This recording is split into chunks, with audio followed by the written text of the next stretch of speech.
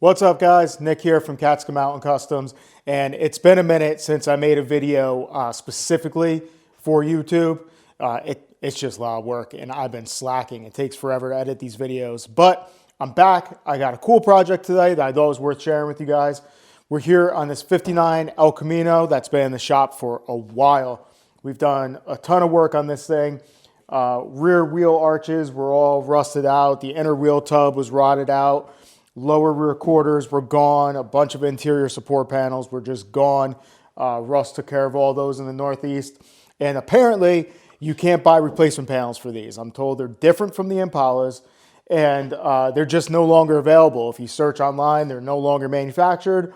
So we did both sides. We made all new fender arches with the bead detail and all that. Got them welded, blended in, repaired the rear inner wheel tubs. Made these lower quarters, blended them in, did a bunch of support panels on both sides, and the car's looking good. We're on the home stretch with this. The restoration work on my end is pretty much done as far as metal, so now we can do something cool, a little bit hot rod modification type stuff, and that's going to be this race style, aircraft style fuel filler. It's a customer's idea. He picked it up, and actually I think it's going to look pretty cool on this car, so I'm happy to do it. So I'm going to bring you guys in closer and show you what we're looking to do here. Here is the stock fuel filler location. Got your little door here that blended in with the fender, and your fuel filler would be right here. What we're looking to do is we're going to cut this out, and we're going to take this new fuel filler, and we're going to build a cup for it to sit in, and it's going to recess into this fender. Not 100% flush. I think it's going to look nice with this sticking out a little bit. Nothing crazy, but I think it's going to accent with the car really well. Black car, chrome trim all over on these things. I think this nice polished fuel filler is going to look really nice there. So we're going to do a nice taper on the sides of this. That way water splashes out easy when you're driving down the road, dries out easy. And we could also keep, the indent a reasonable size, pretty tight around this by doing it that way. So I think that's the way to go. So I think the first step on this project that I'm going to do is, before I start cutting anything away, is I'm going to work on that cup, get the cup set with the walls and this fitting in there. And then we could come over here using that and kind of see how much we got to remove to get this out. We're definitely probably going to have to do some work filling in around it, but shouldn't be too bad. So let's get to it. Let's talk a minute about how to get this done, because there's a few different ways you can approach this, all right? So first way, I don't recommend, but that's the quick and dirty way, is you cut out a disc. That's the size you need for the fuel filler to sit on.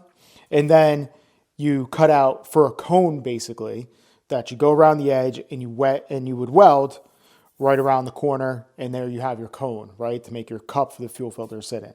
Now, I don't recommend that way. Personally, I don't like to weld in corners on sheet metal if I can avoid it, especially someplace that's going to be holding something, taking vibration, taking stress. I think you're inviting cracking down the road, especially if you want to finish out those welds. If you try to weld in the corner, then grind the welds off, think about how thin the metal is in that corner.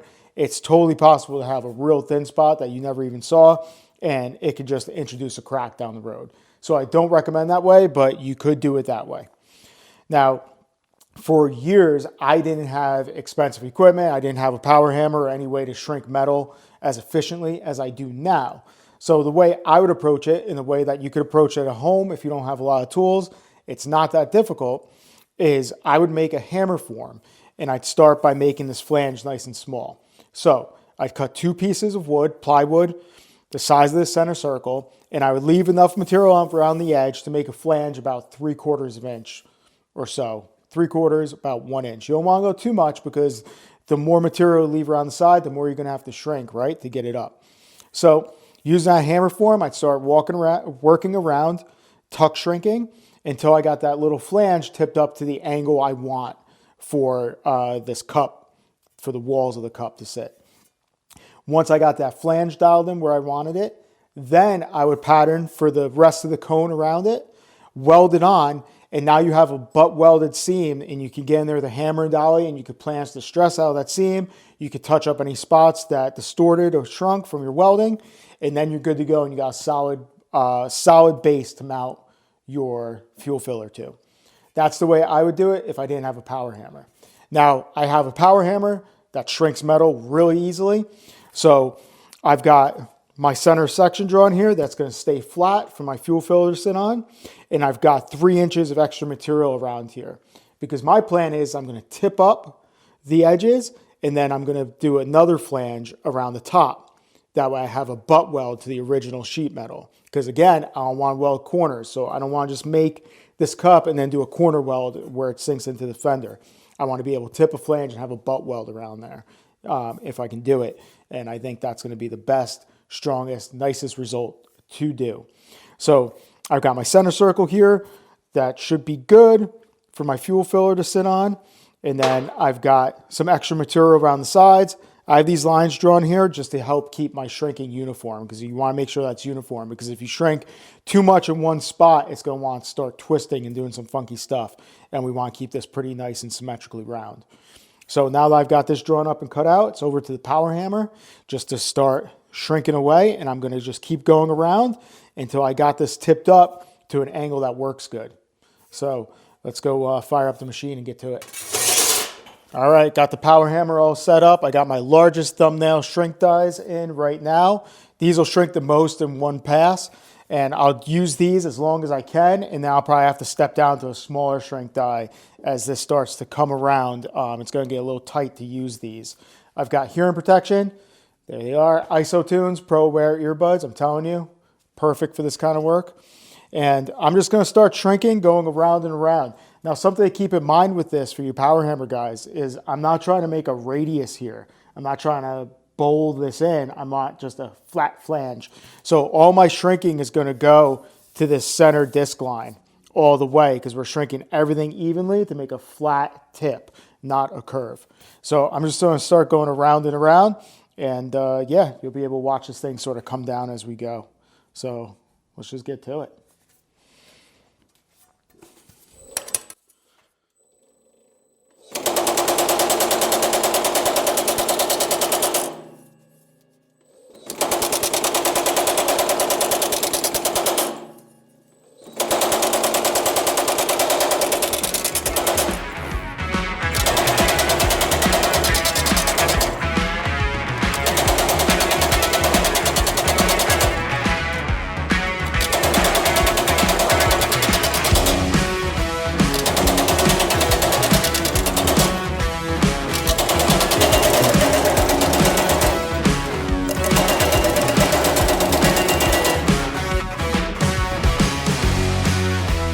That's looking pretty close, so let's bring it over and take a look and see if we got to keep going or if we're just about there.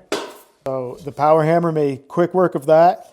Everything shrunk nice and even, and I think we're looking pretty good. That's probably about the angle I'm looking for.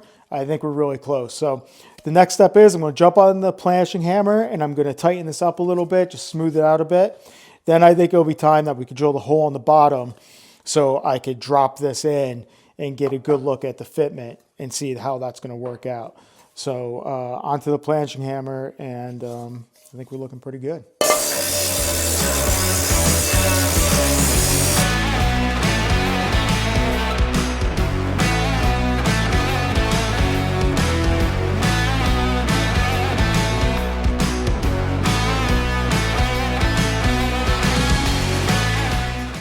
All right, so checking to see how we did here. I'm looking at it.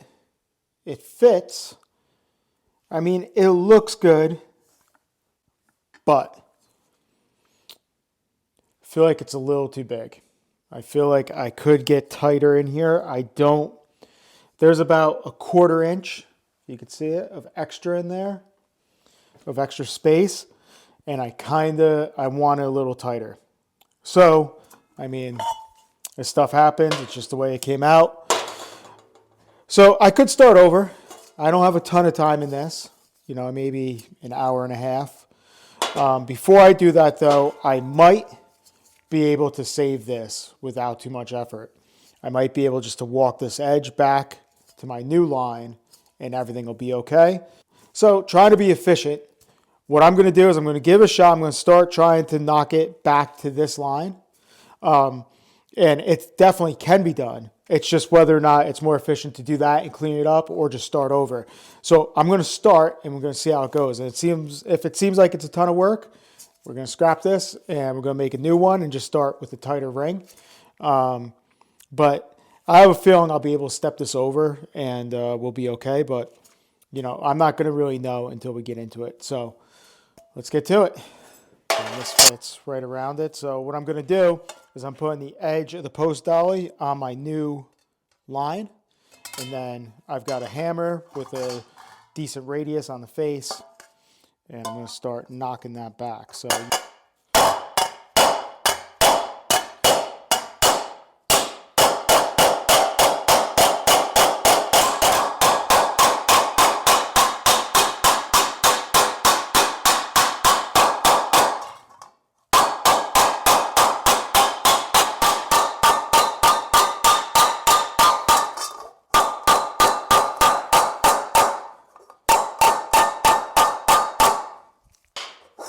okay, I think that'll clean up all right. So I think this Bailey kick shrinker is going to do a good job of just getting enough shrink that we need, and then we could go in and clean it up.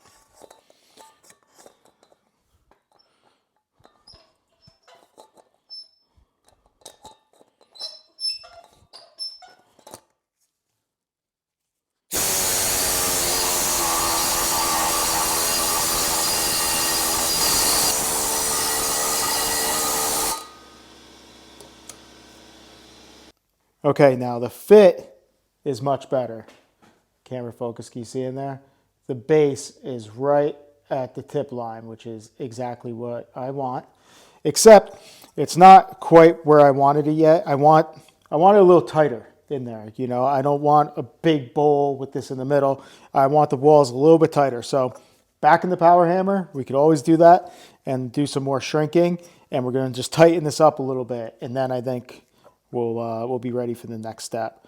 You know, no shortcuts in this. We want it right. So that's what we got to do. Won't be too big of a setback going back in the power hammer. You know, it is what it is. You're back and forth sometimes just till you get it right. So let's get to it.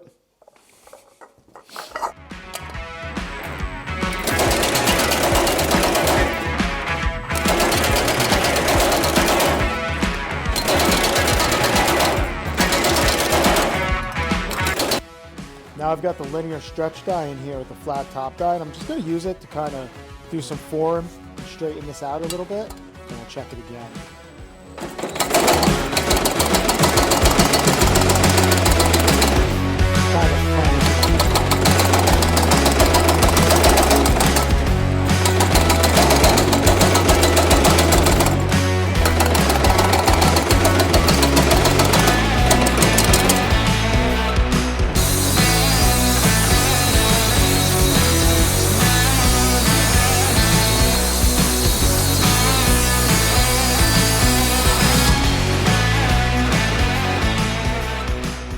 Okay, check it out. This is looking good to me.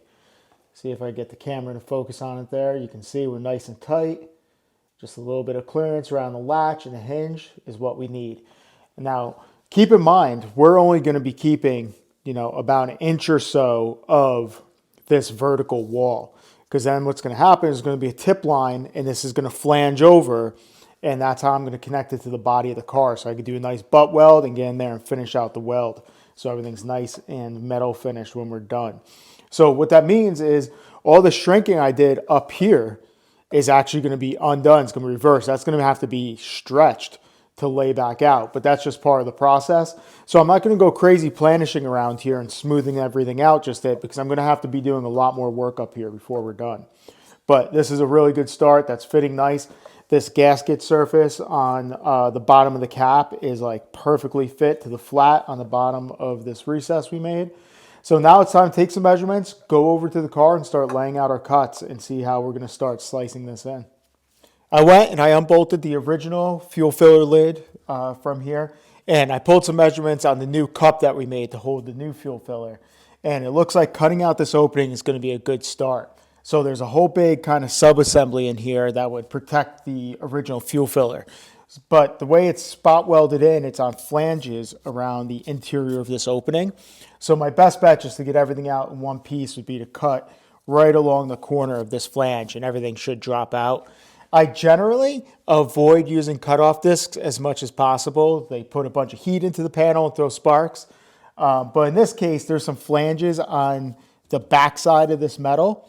And if I try to use a body saw or something, those blades are just going to hit and bend, and it's going to be a nightmare. So the best way to go about it is just being careful with the cutoff disc and go right around the corner, and everything should drop right out.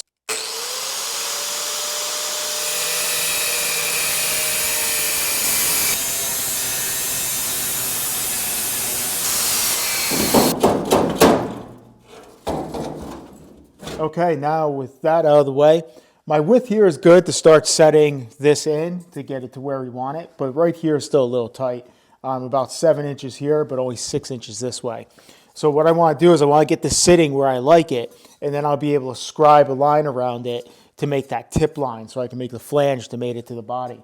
So what I'm going to do is I'm going to start methodically trimming this away down here.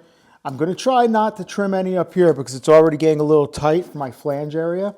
So I'm going to start trimming away down here until I can get this sitting in. Once it's at the angle and depth that we like I said, we'll be able to make our scribe line and work on tipping over this flange and start mating it to the car. All right, I've got this hole cut out pretty good. Remember, this is rough. This actual hole right here doesn't matter. The final hole will be the shape of our flange. But the reason why I took my time to cut it is so when I put this in here, it sits right at the depth that I want it to be in the final, for the final cut. What this does, it makes it easy to get a nice scribe line around it. If you were to just go crazy and cut out this hole too big, so where this is floating in and out, how are you going to hold it right where you need it and get a scribe line? It's going to be a mess. So it's worth it to spend a couple extra minutes and to get the hole cut so everything kind of sits where you want it. Now I could do the scribe line to tip my flange. And then once the flange is tipped and fitted nice against the body, we'll do a final scribe line on the body and make the cut so we can butt weld everything together. But right now this is fitting pretty good, and I think this is going to work out nice for what we need. I've got some blue layout fluid on here so we can get a nice looking scribe line without having to press too hard. And I've got two tools I'm going to use to scribe. I've got my traditional scribe I might have to use to get in there in the tight spots. But I also have this little scrap piece of sheet metal with a little point on it and just a little bit of tape on it so it slides nice and easy. And the reason I like to use this is because it lays flat against the body panel and I can get a real accurate scribe line. When you use a scribe like this, a more traditional one, sometimes you're going to have to lean it to get it on there because it's got a handle, it's got a taper. So in some of these spots where there's going to be a gap, if I were to use this, my scribe line is going to be off by, up to 1/4 of an inch because it rocks. So I find this works really well. You could just lay it flat, slides nice and easy, and it's going to go with the contours of the body. So let's get this set up here and marked in.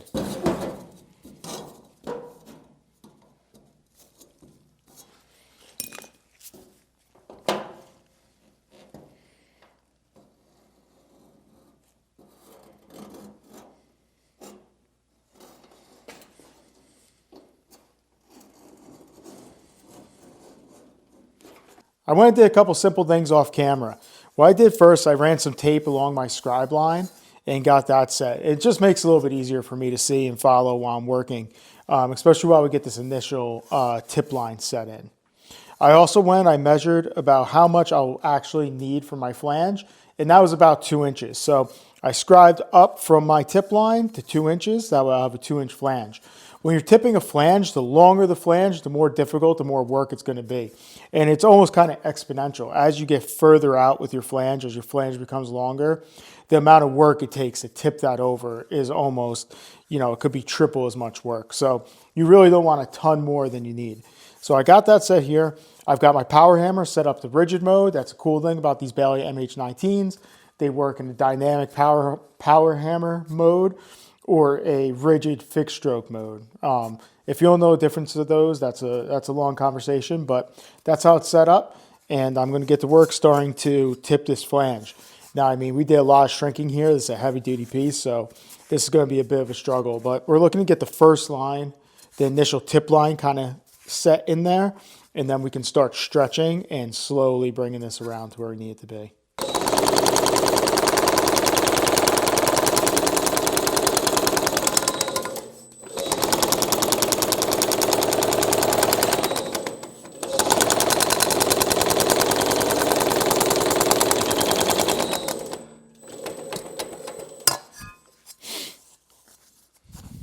All right, I've got my tip line in here, nice and easy to see, so I was able to go clean off that die cam, get the tape out of there.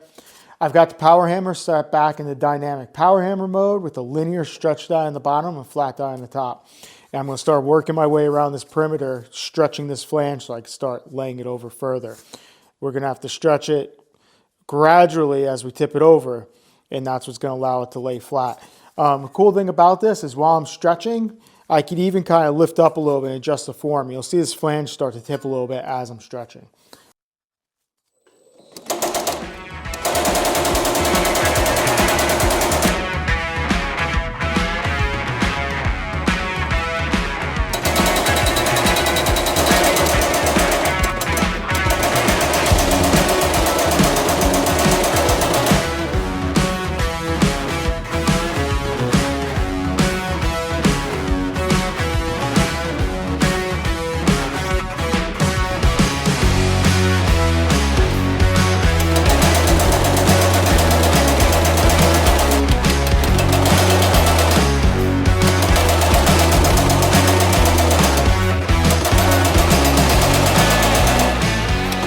All right, now hopefully you guys can start to see my plan coming together. So we're touching here on the sides. That's starting to look good.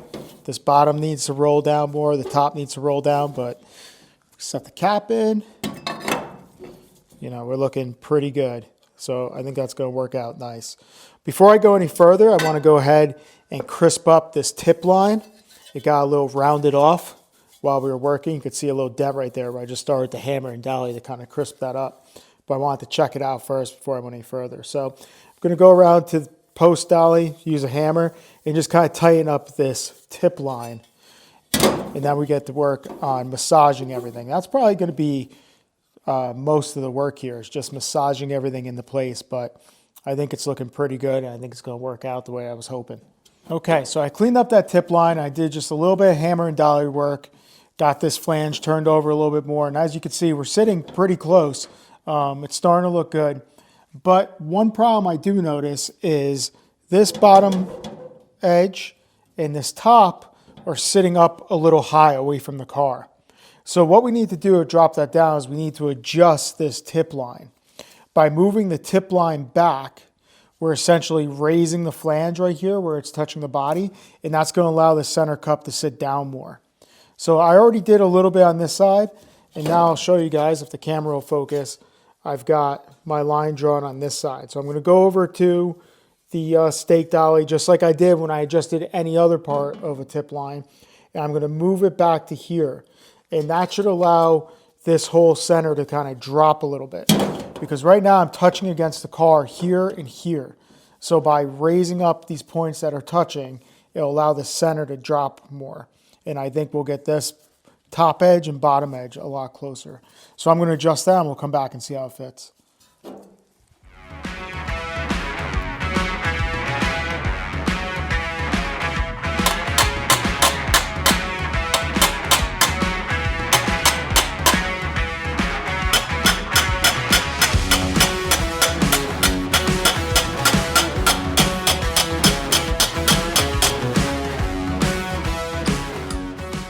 So I went ahead and I adjusted this tip line so I could bring these flanges up and have everything sit in a little bit deeper. And now sighting down the panel, this back edge looks like it's sitting much closer to where I need it to be. While I was at it, I also did some other work. Like I trimmed down this flange because we only want to cut out as much original material as necessary. There's no reason trying to fit a big wide flange around this if we don't need to. I like to leave about 3/4 inch of material because that gives me some good space to get a dolly behind it and hammer out my welds once I weld this up. If you make this flange too tight, it could sometimes be difficult to get a dolly behind it. But you can see right now it's not clamped or anything, and it's sitting pretty darn good. against the panel. So I think we're ready to move on to the next step, which will be scribing and cutting out so this can fit in and we can start getting ready to tack it. Before I do that, I'm going to remove the paint about an inch or so around where I'm working, and then we'll scribe it, cut it out, and start tacking this in.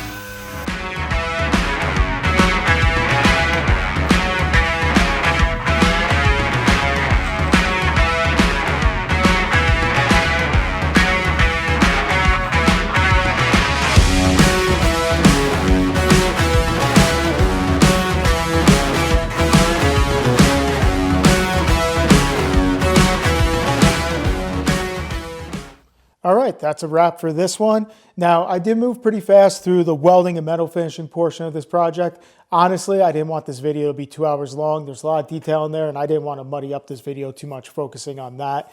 I'd love to make a future video going into the details of that process. But I think it came out pretty good, if I do say so myself. I think it's going to look really great when the car is all painted up black with chrome trim and this nice polished cap. I think it's going to be a nice, modest upgrade. So I hope you guys learned something watching the project. If you have any questions, comments, definitely reach out to me. I love hearing from you guys. Find me on Instagram, catskill_MTN_customs. You can find me there. And yeah, I hope to see you guys on the next one. Thanks for watching.